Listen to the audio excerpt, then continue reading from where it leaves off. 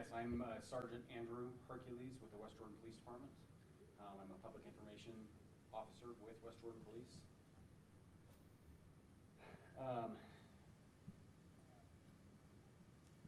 So we're going to release a little bit more information about the house fire that occurred at 8273 South and 6430 West on Friday, July 18th. So we have preliminary findings that lead us to believe that we know who each of these individuals are. However, we have not, nor will we be releasing any names until we have received confirmation from the Office of the Medical Examiner. Through the course of our investigation, we found one of the individuals who we believe is the father, called his employer on Friday, July 18th to notify them that he would be late for work.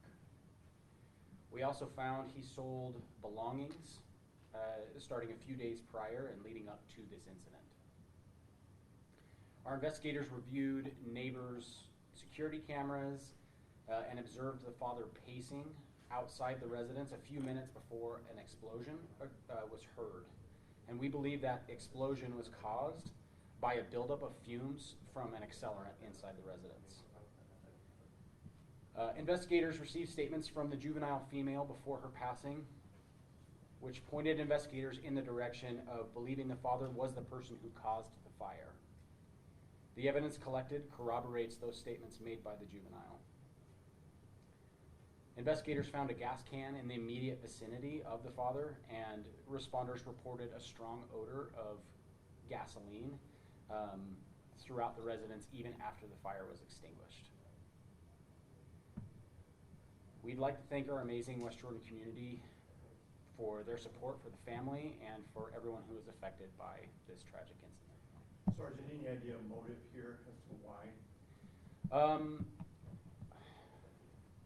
Our investigators, obviously they're looking into what happened, but we can't know what the thoughts were ahead of time, specifically going into this incident. Yeah. So do we believe that he got the gas can, spread it throughout the house, lit it, and then how did he get inside? Or do we know anything about how did he end up inside? I'm not fully aware of what the details are as far as the process once he was inside the residence. What we do know is, like I said, we found a gas can in his immediate vicinity. We know that an accelerant was used inside the residence to rapidly spread the fire throughout the house. Yeah. Does it appear to be a murder-suicide? To our investigators and everybody that's been on scene, yes, we do believe that this was a murder-suicide. Sergeant, had he survived, what charges would he face? That's a great question. Unfortunately, that wasn't the outcome. And so we would have screened this case with the district attorney's office, and they would have determined what charges were And then have all next of kin been notified at this point? Next of kin has been notified, yes. As far as I know you're not naming the individuals here, but can you give us some ages here? But we are talking about a wife and two kids, his two kids? From what we believe, yes, we believe that this is a family of four with two juvenile children, one being a female, one being a male. Can you give us ages? Until we have the confirmation of exactly who they are from the Office of the Medical Examiner, that's the information that we can release. Can you talk about any history at this residence? There has been one previously reported incident to the West Jordan Police Department, and that's the extent of the history. Incident, domestic violence? Yes, that previous incident was domestic violence related, yes. You were talking about some statements taken by investigators from one of the juveniles there. When were those statements taken? Those statements were taken upon immediate contact with that juvenile female. As in July 18th? Yes. So again, I guess, Sergeant, just your thoughts. I mean, this is just a horrific crime here. This is a horrific thing to have happen in your city. Your reaction, your thoughts about what's happened? This is a tragic incident. It's hard having an incident like this so close to home, really anywhere, but especially so close to home. What's been amazing to to witness, obviously, is how the community has come together. Like I said, we're extremely grateful for the community for coming together to support the family, to support the neighbors, and everybody else that's affected by this, which is everybody here. And so, yeah, we're really grateful. Sergeant, how are the first responders doing that respond to this incident and possibly that Good Samaritan we heard about that tried to jump in? Sure. I personally haven't spoken with the individual who jumped in to help. And I would like to come back to that in just a moment. Our officers, you know, this is a difficult thing for anyone to see, whether you're an officer, a firefighter, a neighbor, a passerby who's willing to hop over a fence and help this individual. We're all humans, and this is difficult to see for anyone. And I you know, we really do appreciate the concern for the officers and the firefighters. And we would definitely like to thank the heroic efforts by the passersby and neighbors who risked their life in attempts to save that juvenile female. Those efforts allowed our investigators to receive statements from her that painted a clearer picture about what had occurred. Can you elaborate on those statements and what she was saying? Due to privacy for the family, we are not going to release those statements about specifically what she said. Has the police been in contact, did they have other family members in the area, and have you been in contact with them? So like I said, we did make next of kin notifications, so our investigators have spoken with family members. I do not know if family lives immediately nearby or not, but I do know that our investigators have spoken with family. The victims, are they all from outside the country, Venezuela or somewhere else? Again, we haven't fully gotten the positive confirmation from the Office of the Medical Examiner of the identities of these individuals.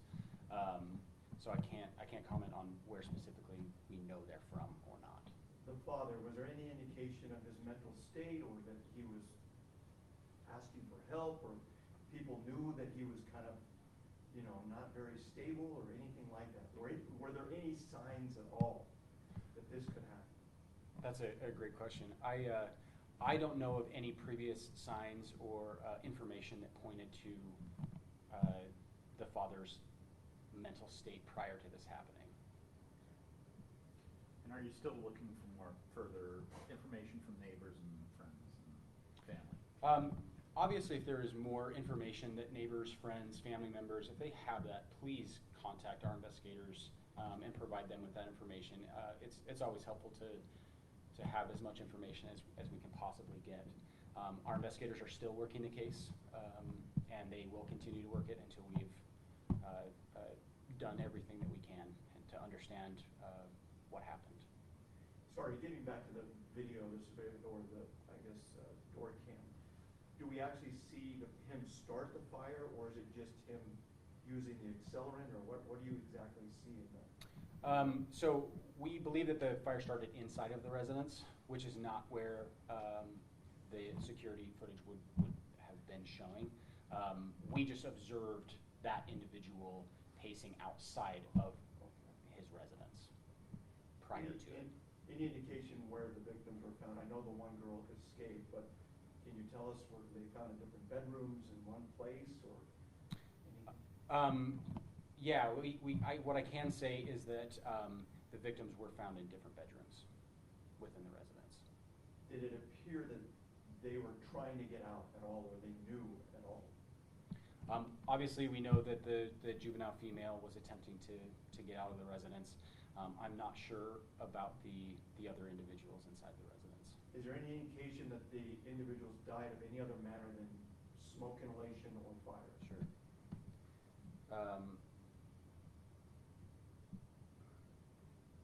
Sorry, I just want to grab the right wording for you. So we did not observe any noticeable injuries other than the ones caused by the fire. Do you know how long this couple's been together?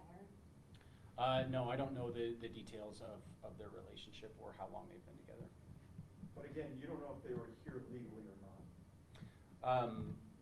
Again, the identity of those individuals, until we have that confirmation, I'm not certain that we know exactly where they're from or any of that information, so. I just wasn't sure if the father was being threatened to be deported or something like that, and he was under a lot of stress or anything. Got it. Okay. Okay. Any more information about his contact with the work that you alluded to at the beginning? The only information I know about with his employer is just that he reached out saying that he would be late that day. And just to remind myself, I apologize, but what time did this happen again on Friday? I believe around 10:18 in the morning.